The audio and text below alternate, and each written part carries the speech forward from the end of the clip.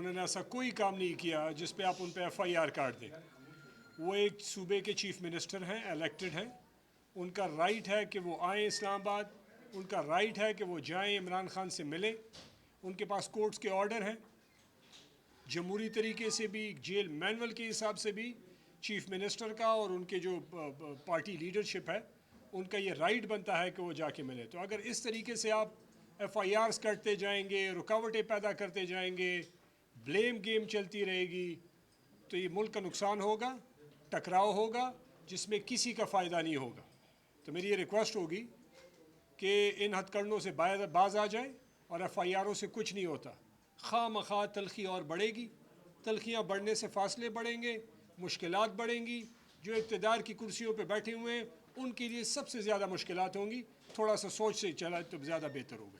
साहब ये बताते बुनियादी तौर पर आपकी स्पीकर से मुलाकात हुई है, एक तो सब ये जानना चाह रहे हैं कि इस सारे मामले पर, इस सारे तनाज़े पर स्पीकर कौमी असम्बली का क्या मौक़िफ़ है, और आपने 27वीं तरमीम पर भी आपने बात की, 27वीं तरमीम पर अगर उसी तरह जैसे 18वीं तरमीम की तरह कोई ड्राफ्ट नहीं था, कोई तरमीम नहीं थी, कोई आर्टिकल में कुछ नहीं, सब जमातों को कहा था कि अपने वर्किंग पेपर ले आएँ अगर आइन में इस्लाहात की ज़रूरत है, अगर इस तरह की पार्लिमानी कमेटी बनती है तो आपका मौक़िफ़ क्या होगा? आतिफ खान साहब, आपने जो बात की बदमनी की, हम तो ये देख रहे हैं कि खैबर पख्तूनख्वा की रीट नहीं है, खैबर पख्तूनख्वा की रीट ना होने की वजह से आपके लिए मसाइल मुश्किलात और आपके वाज़ेह बयानिए भी नहीं है, आप तज़ब्ज़ब का शिकार, एक तरफ ये कहते हैं ऑपरेशन ना हो, दूसरी तरफ आपकी हुकूमत ऑपरेशन जारी रहते हैं। इस वाज़ेह मौक़ों को बताएं कि अपनी रीट कब कायम करेंगे आप खैबर पख्तूनख्वा हुकूमत की? शुक्रिया जी। सबसे पहले तो बात यह है कि देखिए ये आइन कोई मतलब ये इसके साथ जिस तरह ये खेल रहे हैं ना, आइन एक बहुत मुक़द्दस डॉक्यूमेंट होता है, और जब भी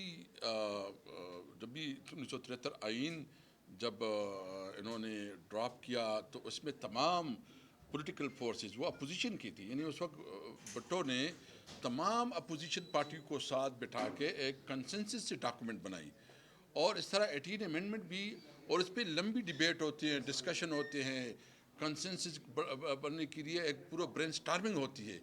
आप जो है ना रातों रात ट्वीट करते हैं और फिर जो है ना उसके ऊपर हफ्ते के अंदर जो है ना वो आइनी तरमीम लाए जाते हैं, तो ये तो आइन के साथ खिलवाड़ है, ये तो बहुत जुल्म है।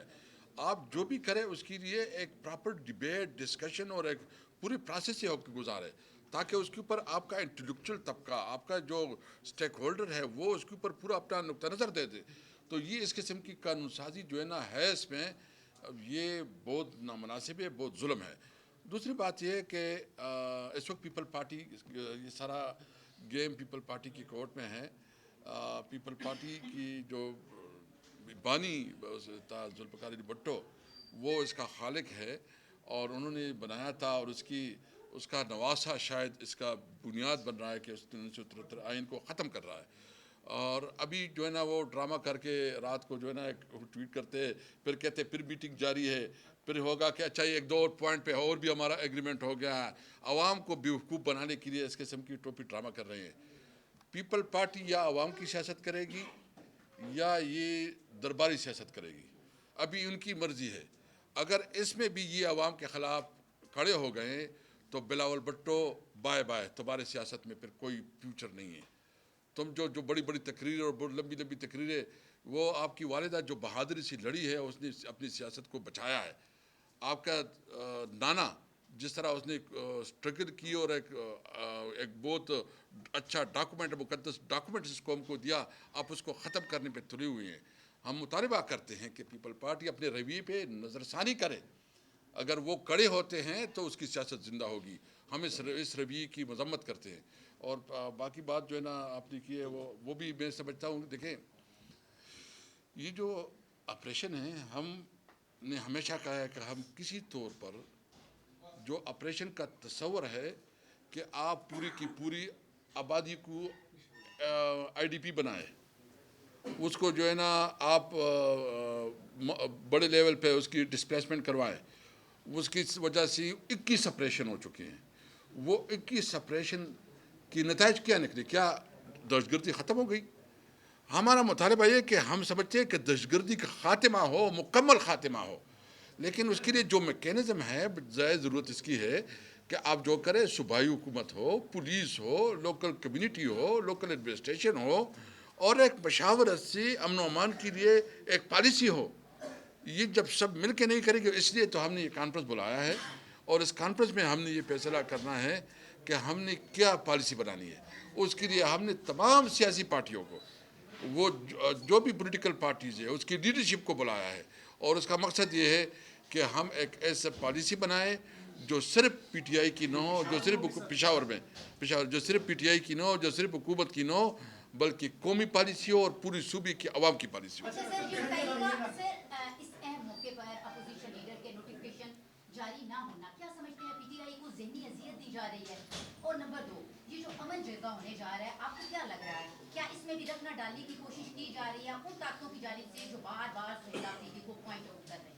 دیکھیں, میں نے تو ابھی بتایا ہے کہ جو ہمارے اپوزیشن لیڈر ہیں, ان کے بغیر تو یہ پارلیمنٹ نامکمل ہے, وہ سینٹ ہے یا نیشنل اسمبلی ہے, اور جب اس پارلیمنٹ نامکمل ہوتی ہے تو اس کی کوئی کارروائی کی کوئی قانونی حیثیت نہیں ہے. یہ مطلب یہ تو کنسٹیٹیوشنل میٹرز ہے نا, اپوزیشن لیڈر تو کنسٹیٹیوشن میں اس کو کور حاصل ہے, اس کو پروٹیکشن حاصل ہے, تو آپ کیسے جو ہے نا اس کو ڈیلے کرتے ہیں. تو ہم نے تو اب اسپیکر صاحب سے ملاقات کی, ہم نے مطالبہ کیا کہ جلد از جلد اس کی نوٹیفیکیشن کروائی جائے. دوسری بات جو امن جرگہ ہے, دیکھیں امن جرگہ تو ہم جو جس طرح عاطف خان نے کہا کہ ایک طرف ایک سوچے, دوسری طرف دوسرا سوچے. ہم بنیادی طور پر امن چاہتے ہیں, ہم امن چاہتے ہیں. ہم بندوق کے خلاف ہے, بندوق جس کے پاس ہے.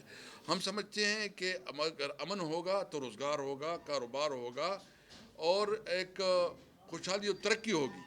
تو اس لیے ہم نے تمام ان لوگوں کو جس کے مختلف نقطہ نظر ہے, مختلف سوچ ہے, سب کو بٹھا کے ہم ایک بڑے لیول پہ پالیسی اسٹیٹمنٹ لانا چاہتے ہیں, ایک ریزولوشن لانا چاہتے ہیں جس میں تمام اسٹیک ہولڈر کی جتنی سیاسی پارٹیاں ہیں, بار ایسوسیشن ہیں, میڈیا ہے, ان سب سے مشاورت سے ایک بھرپور پالیسی دے, پھر صوبائی حکومت اس کو امپلیمنٹ کرے گی. صاحب یہ بتائیے گا کہ جیسے رات میں خبر چلی کہ جی یہاں سے پولیس روانہ ہوئی ہے سعود افریدی صاحب کو گرفتار کرنے کے لیے, سوشل میڈیا پہ یہ خبریں چلی بھی ہیں, ایف آئی آر تو ان کے اوپر موجود ہے, کیا اگر وہ اسلام آباد آتے ہیں یا پنجاب میں داخل ہوتے ہیں تو انہیں گرفتار کر لیا جائے گا؟ ساتھ ایک یہ چیز بھی رکھ لیجیے گا کہ پاکستان پارٹی کو بھی تحفظات ہے 27ویں آئینی ترمیم کے, اگر یہ جینون ہے تو کیا پی ٹی آئی اور پاکستان پیپل پارٹی مل کے کوئی ڈرافٹ ایک تیار نہیں کر سکتی 27ویں آئینی ترمیم کے لیے, جیسے مولانا فضل الرحمان نے پچھلی بار کہا تھا کہ ہم نے ڈرافٹ اختیار کیا ہے, تو کیا ایسا ممکن ہو سکتا ہے؟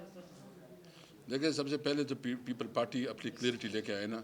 ابھی تک تو پتہ نہیں ہے, ہمیں تو جو سمجھ ہے کہ پہلے سے چیزیں طے شدہ ہے, ابھی تک تو ڈرافٹ بھی نہیں, اور ڈرافٹ تو پتہ نہیں ہے کہ آپ کے پتہ نہیں ڈرافٹ آپ کے پاس آیا ہے کوئی؟ کے پاس بھی نہیں. بالکل, اور چیزیں طے شدہ بھی ہے, ڈرافٹ ہے بھی نہیں, شاید ان کے پاس ہو, حکومت کے پاس ہو, کیبنٹ بھی. تو پیپل پارٹی کے اوپر سارا بوجھ اس وقت, اس امینڈمنٹ کا سارا بوجھ پیپل پارٹی کے اوپر ہوگا. دوسرا یہ ہے کہ مجھے بتائیں, انہوں نے یہ جو ایف آئی آر ہے نا, ان کے پاس ایک ایف آئی آر پہ 2000, 3000, 4000 لوگوں کے نامعلوم, وہ نامعلوم میں تو وہ کسی وقت سب کو ڈال سکتے ہیں, وہ سب کو ڈال سکتے ہیں. یہ نہیں اتنا جتنا انہوں نے قانون کو غلط استعمال کیا, مس یوز آف پاور جو انہوں نے کیا ہے, اس کے خلاف ان کے خلاف کیس بنتا ہے کہ انہوں نے جو جس طرح کیا, بس بیٹھے ہیں, اچھا ہمیں پتہ چلا کہ اس پلانا بھی اس میں تھا. تو اس وقت میرے خیال میں جتنے ایف آئی آر سارے اس میں ہیں, ہم اس کی مذمت کرتے ہیں. ایک بات ہے, آپ بھی بتائیے گا کہ آپ کو جو ابھی تک مسودہ سامنے ہے, آپ کو پولیٹیشین, آپ کو پتہ ہی ہوگا ٹویٹ جو آیا ہے, ان کے کن نکات پہ آپ کو اعتراض ہے, اور اگر وہ اعتراض آپ مل بیٹھ کے مشاورت کے کا وقت دیں اور وقت مانگیں اور ان سے مشاورت کر کے مسئلہ حل کریں, تو یہ زیادہ اچھا نہیں؟ آپ کے پاس بہترین موقع ہے, اور ساتھ ہی امن جرگہ اور کانفرنس 12 نومبر کو کیا ہونے جا رہا ہے؟ دیکھیے, وہ تو دیکھیے امن جرگہ ہے, وہ امن جرگہ قومی کانفرنس ہے, مطلب امن جرگے کے حوالے سے. دوسری بات یہ ہے کہ یہ جو آپ کہہ رہے ہیں نا, تو یہ اس کے حوالے سے دیکھیے ہمارا تو واضح موقف ہے کہ یہ اسمبلی اس قابل نہیں کہ کوئی قانون سازی کرے.